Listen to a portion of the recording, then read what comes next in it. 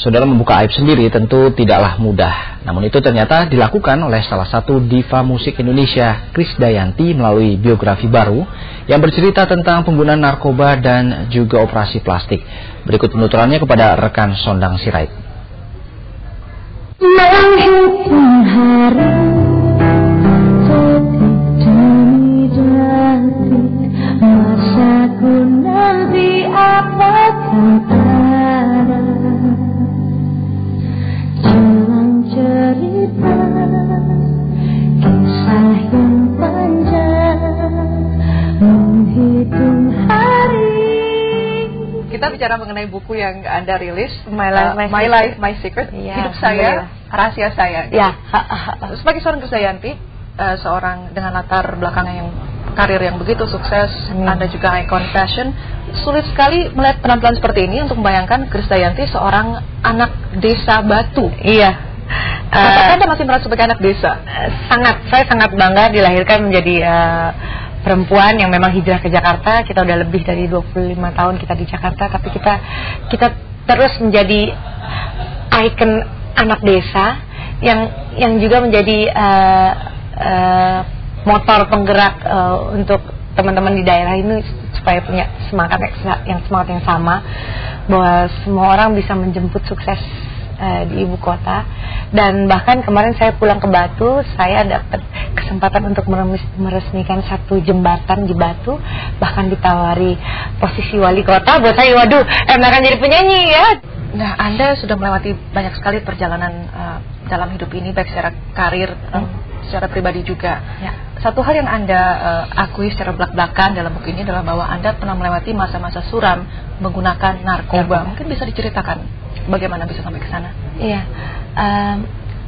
Di luar keinginan saya ingin membuat buku ini adalah sifat saya yang memang belak-belakan, ya. Dan di balik kebelak-belakan saya itu ada kesederhanaan di mana saya ingin berbagi bahwa semua cerita dalam buku My Life, My Secrets ini memang semua yang nggak pernah ada bahkan di infotainment, mengejutkan jelas.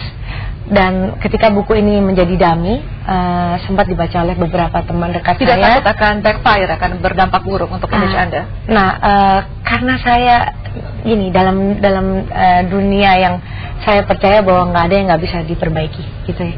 Bahwa semua pasti bisa diperbaiki. Buat saya, kita nggak usah bicara masa lalu, tapi adalah bagaimana saya punya fighting spirit untuk berhenti. Sepanjang setahun, tahun 98, saya terjerumus dalam hal yang sangat pahit yang memang saya ingin ungkapkan supaya ini menjadi pembelajaran dari kesalahan saya. Benar nggak sih Mbak bahwa dalam pergaulan artis memang ada tendensi untuk memakai narkoba jenis itu, dan memang itu menjadi sesuatu yang lumrah?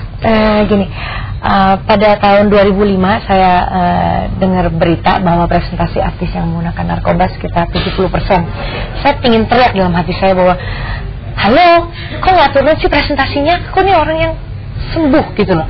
Dan suami saya membawa saya ke pesantren, saya di detox di alam terbuka, tidur di alas batu, saya dimandikan dengan semua ayat-ayat suci. Dan karena saya punya keinginan untuk sembuh gitu, willingnya kuat saat itu karena didorong oleh keluarga ya. Keluarga dan anak saya yang saya harus bertanggung jawab akan ini. Dan dia sekarang di usia yang 11 dan 9 tahun. Saya alhamdulillah punya kesempatan yang sangat-sangat baik untuk menjawab pertanyaan anak-anak saya, kenapa saya pakai narkoba. Satu lagi pengakuan yang menyentak dalam buku Anda adalah bahwa Anda beberapa kali, lebih dari sekali, 2 kali melakukan operasi plastik. Ya. Bahwa di balik penampilan Anda yang sempurna ini, Anda masih membutuhkan operasi plastik. Kenapa sampai harus ke sana, Mbak? Pada tahun 2000 setelah saya melahirkan anak kedua saya, keinginan itu muncul di tahun 2004. Ketika setelah menyusui atau bahkan 2 kali melahirkan, ada stretch mark atau hal-hal yang saya nggak nyaman ketika saya sedang membuka baju di depan kaca. Kadang ada reward ketika saya sekarang sudah bebas tanpa kekangan korset lagi gitu ya. Kayaknya senangnya gitu. Toh segala operasi yang saya lakukan bukan untuk semua ini pembentukan. di luar itu kita harus maintain sendiri dengan termasuk olahraga dan tadi dikasih cemilan jauh-jauh deh ya gitu loh maksudnya.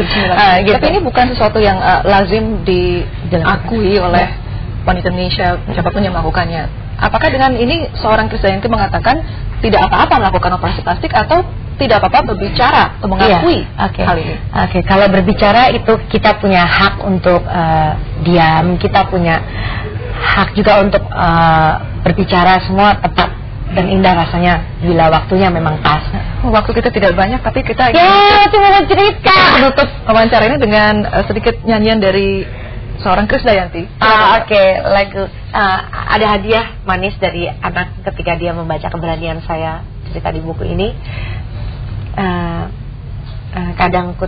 Kadang saya tegar, tapi juga kadang liar dan juga merana. Judulnya Aku Wanita Biasa. Aku nyanyiin sedikit ya.